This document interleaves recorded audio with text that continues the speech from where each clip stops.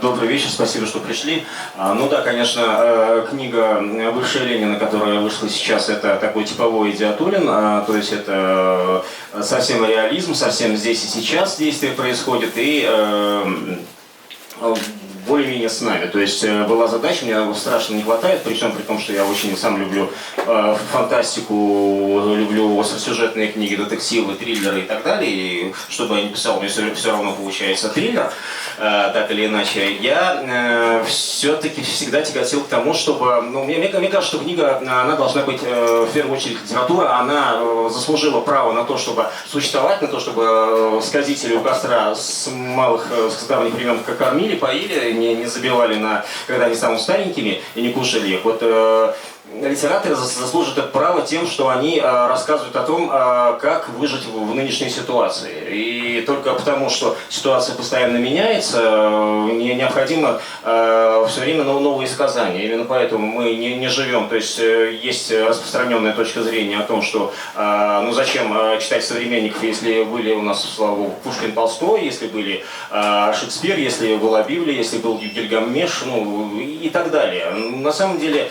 с одной стороны, да, конечно, это все было. С другой стороны, тот факт, что мы позавтракали 4 года назад, не означает, что мы не должны завтракать больше никогда, даже если это был самый лучший завтрак в нашей жизни. И литература, она как раз помогает человечеству выжить именно текущей ситуации и объяснить, что вообще происходит, в каком мире мы находимся и как из этого выкручиваться. При этом литература, конечно, не дает ответов. Так сказать, книжка не является каким-то пособием по тому, как вот я должен себя вести. Она показывает, какие возможные вообще варианты, и дальше уже читатель должен выбрать из того, из чего, может быть, сам автор не выбрал. Соответственно, вот эта книжка писалась ровно такая, про сегодняшний день, про действие происходит в 2019 году в небольшом российском городе. Ну, и там уже те, кто смог пролистать эту книгу, прочитать ее отзывы, знают, что есть достаточно острая социальная проблема в этой книге. То есть город превращен в огромную свалку, в которую свозят мусор со всей округи, и, в общем-то, там тупо невозможно жить уже. И люди сталкиваются с тем, что уже дышать нечем, и болезни возникают, и все вот это вокруг. И начинаются акции протеста, начинаются драки с полицией, начинаются какие-то активность в мессенджерах, в WhatsApp, в группах, в телеграммах и прочее. Политтехнологи зашевелились, глава города арестован, провокаторов каких-то засылают, люди, которые привыкли этим заниматься для того, чтобы можно было галочки, палочки поставить в отчетности. Ну и все такое. На самом деле, конечно, книга, это фон, но само собой, на мой взгляд, нормальная литература, нормальные книги, они пишутся не про острые социальные проблемы, не про то, что вот происходит в каких-то там общественных узлах истории, а нормальная литература, она про людей. И вот книга «Бывшая Ленина», она все-таки не только и не столько про улицу, которая называлась «Бывшая Ленина», но сколько про жизнь конкретной женщины Лены, которая вдруг оказалась, это жизнь бывшей, и Лена пытается сделать, понять, как из бывшей стать опять настоящей. Когда я книгу писал, такой остроты не было. То есть я вообще этот сюжет рассматривал как совершенно придуманный. То есть я понимал, что на что-то опираюсь, уже какие-то узелки этих конфликтов возникали, но не было ни ШАСа, не было ни подмосковных пунктов, не было ни Челябинска. Когда все это я начинал писать, я как раз радовался тому, что никто не будет, то есть актуальность, острота проблемы не будет заслонять в глазах читателя основной сюжет, связанный с все-таки людскими отношениями. А теперь он таки заслоняет, ничего страшного. Что касается того, почему я это придумал, потому что мне казалось, хотелось некоторого обобщения, во-первых. Во-вторых, все-таки я привык, такая идиотская журналистская привычка отвечать за свои слова. И, то есть писать только про то, что вот твердо знаешь, если ты подтягиваешь конкретные имена, конкретные названия, конкретные какие-то действия, ты должен как минимум все про них знать. И именно поэтому называть их вслуе. А тут я, как последние 15 лет живу в Москве, в действие книги в Москве не происходит, поэтому я вот долго-долго выбирал и понял, что все-таки цепляться за города, в которых я жил раньше, за Казань, за Челны, то тоже смысла нет, потому что там этой проблемы точно нет, но проблема там существует. И я вот придумал вот этот город, который свел несколько кусков каких-то вот кровоточащих совершенно проблемных, придумал этих людей и решил как раз компенсировать то, что я не пишу про правдивое место, тем, что я пишу про правдивое время. Мне казалось необходимым писать именно про сегодняшний день, потому что этого, по-моему, страшного не хватает. У нас сейчас текущая проза, она, к сожалению, вот действительно совсем погрязла в прошлом, и наша литература живет с головой свернутой немножко назад. Ну, в лучшем случае, куда-то вот чуть-чуть назад, градусов на 100-120, а вообще такое ощущение, что мы маршируем, уставившись уже в пройденное какое-то прошлое. Да, оно было интересным, да, оно было славным, да, оно было страшным, да, оно было каким-то скопищем сюжетов, трагедий, драм, ну, вообще там много о чем можно рассказать, но елки-палки, про то, что сейчас происходит, мы не расскажем, что ли? Мы, получается, просто сами себе, когда мы маршируем со свернутой назад шеей, мы рискуем воткнуться во что угодно. То есть, на мой взгляд, во многом именно поэтому, из-за того, что нет рефлексии в современной литературе, связанной с тем, что мы переживаем сейчас, не пытаются люди увидеть, дать портрет, я имею в виду писателей, конечно, а читатели вроде бы не требуют этого. Это тоже вот лично, ну, это моя как читателя проблема и недоработка, что я не подбегаю к знакомым писателям, не хватаю их за лацкана и не кричу: давай скорее книгу про современность, потому что мне нужно про это читать, мне нужно почитать про то, как я в 2019 году, у меня вот, старший сын закончил университет, младшая дочка закончила школу, ЕГЭ, распределение на работу, отсутствие социальных лифтов, мессенджеры, какие-то страшные объявления в интернете про то, как, значит, можно заработать 40-50 тысяч с помощью того, что с рюкзачком проедешь с одного квартала в другой, сделаешь какую-то закладку, и все понимают, что это такое, а дети этого не понимают, потому что это не все не отрефлексировано. Уличные бунты, какие-то люди, которые внедряются, там рассказывают молодежи, что вот нужно бороться за благое дело, а потом эта молодежь хором идет на скамью подсудимых. Ну, все вот это, да, все, что мы видим в газетах, дальше газет, дальше Фейсбука, дальше бухтения в телеге не идет. Это очень неправильно. Это как бы нас лишает, ну, то есть понятно, что никакая книга, никакой писатель не сделает того, что не делает, не доделывает целая медийная отрасль. Но все-таки писатель, по-моему, он должен это делать.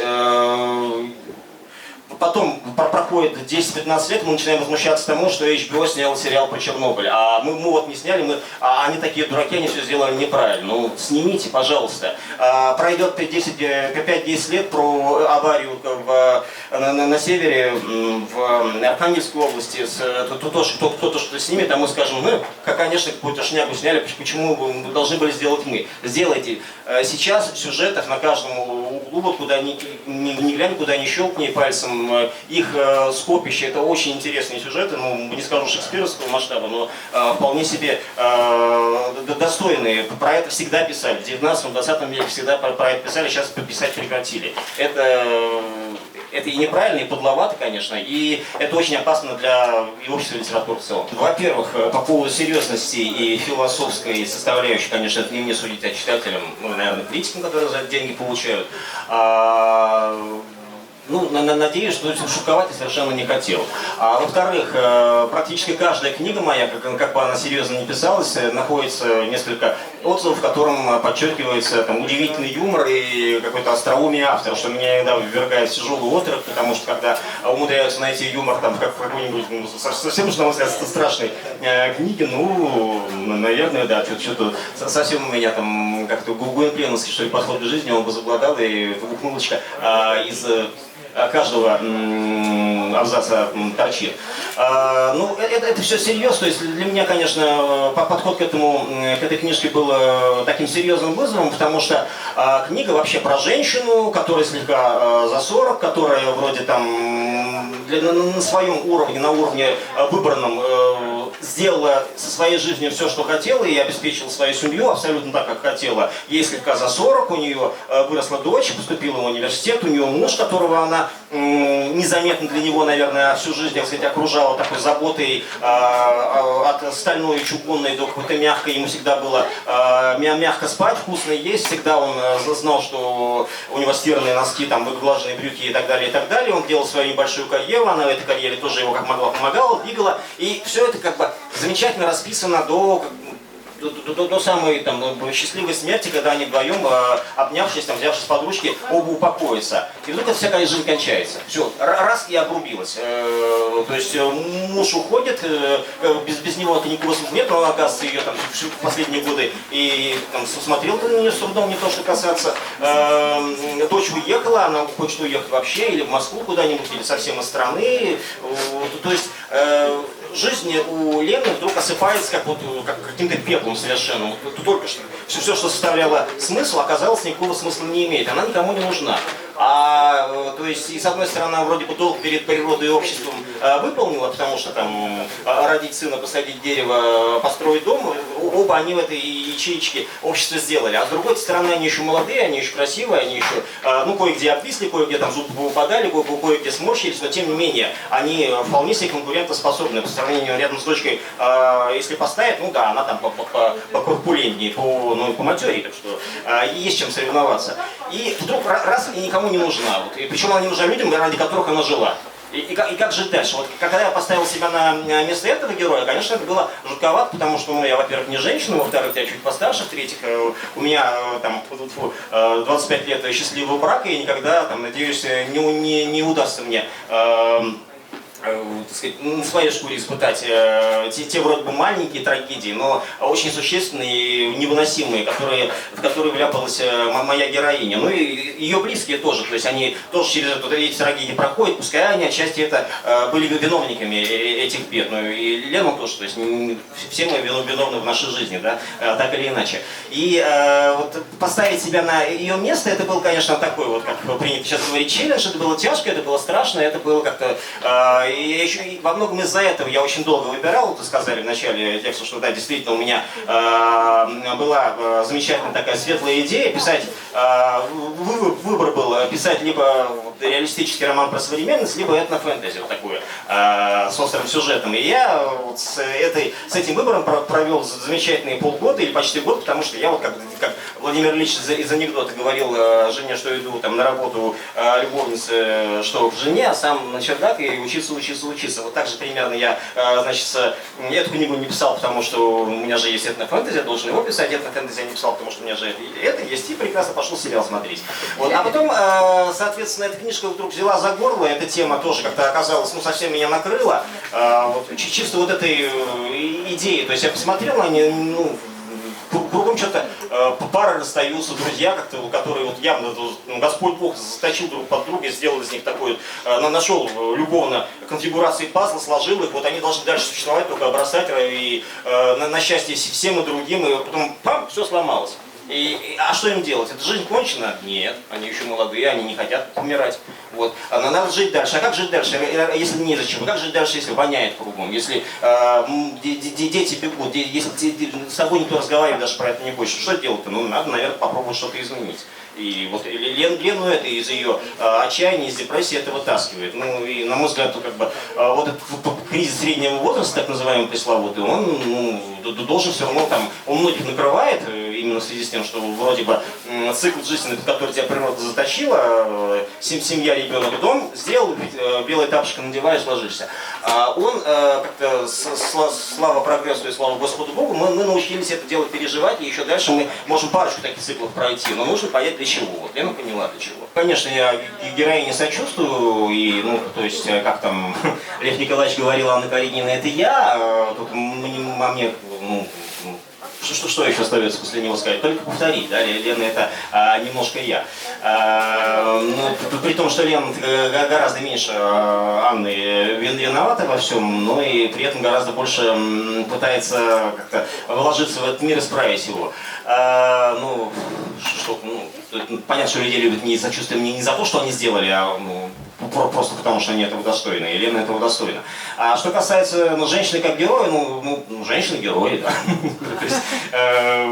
Нам в силу, мужикам я имею в виду, в силу некоторой заскорузлости, при привычке жить в однозадачном мире и в силу того, что мы как-то не очень склонны к эмпатии, не очень умеем всерьез ставить себя на чужое место, мы этого не замечаем, но то что вот этот вот паровоз человечества тащится на женских плечах хрупких, и вот женщины себя ради нас всех убивают всю дорогу, то есть как это начинается с мамы, потом бабушки, жены, дочери, внучки, и кому повезет, конечно, все это и продолжается, это факт очевидный, и там как бы мужики не потрясали щитами, мечами и какими-то другими медными предметами, но этого не изменишь, конечно. Можно такой короткий вопрос еще про Аню? Потому что я, когда читал роман, меня немножко поразило, что в какой-то момент такой резкий, как мне показалось, произошел слом, да, и вот от истории, которую мне, как может быть, опять же, я как мужчина читал эту историю немножко поначалу, да, история про ее мужа как раз, да, про его карьерные разные приключения, не буду спойлерить, да, про его личную жизнь, немножко так закончилась, и началась, собственно, история про Лену, которая уже до конца этого романа и шла, да, то есть там явно совершенно она стала главной героиней, но вот поначалу, кажется, это было не так. Вот можно ли про это спросить, да, сразу ли она стала, был это что-нибудь роман про нее, или все-таки она просто как-то отвоевала свое место в этой книге? Нет, сразу было понятно, что книжка про нее, и первая часть, где она выступает практически незаметная, она там либо фоновая фигура, либо какая-то вот надоедливая помеха, которая все пытается кому-то не нужно посочувствовать, услужить, помочь, как она привыкла, а создает какой-то белый шум и выступает источником раздражения, иногда даже и бешенства для некоторых героев. Это вот как раз была задача для автора показать, как она воспринимается вообще всеми вокруг. А потом уже, само собой, было интереснее немножко зайти, взглянуть с другой стороны изнутри, показать, как она сама все это воспринимает. И, это, во-первых, повествовательно интересно. Во-вторых, это все-таки соответствует, опять же, личному моему психотипу, да, то есть уж меньше всего, когда я там сталкиваюсь с какой-нибудь женщиной, я пытаюсь проникнуть в ее богатый внутренний мир. То есть сначала и другие оценочные факторы вступают, само собой. И по той же логике надо было, само собой, книгу вести. Первая заметка у меня вышла, прости господи, в 1984 году. Постоянно на профессиональной основе я работаю в газете с 1988 года. Родился в Ульяновске, вырос в Набережных Челнах, которые некоторое время были Брежневым.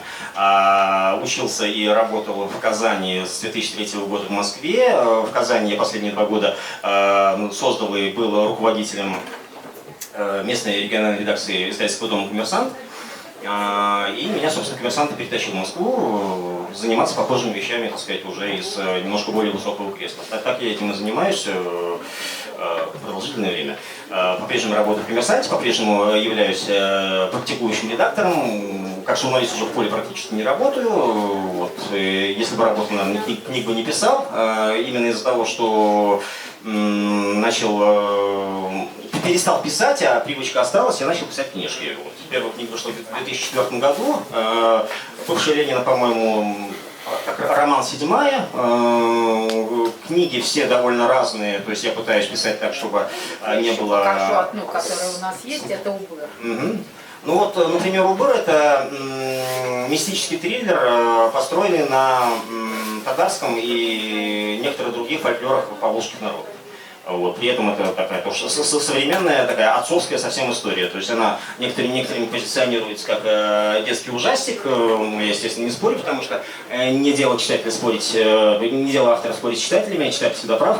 Как он оценил, так и есть. Но лично для меня это такая совсем отцовская история про то, как я однажды испугался, что будет с детьми, если вдруг чего пойдет не так. И на это наложилась моя любовь к фольклору, к этнике, к каким-то сказкам, немножко просчитанным в детстве, много начитанным уже в зрелом возрасте, получился этот роман.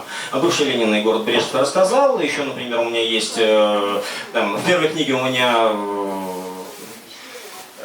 Казань с Москвой, значит, сцеплялись в жестком политическом противодействии. В это дело влезала НАТО, и там два кульминационных момента. В первом, значит, самолеты НАТО бомбили Казанский Кремль, в последнем Ту-160, который делался в Казани, самый большой стратегический бомбардировщик в мире, наносил ракетный удар по Белому дому в Вашингтонову округ Колумбия.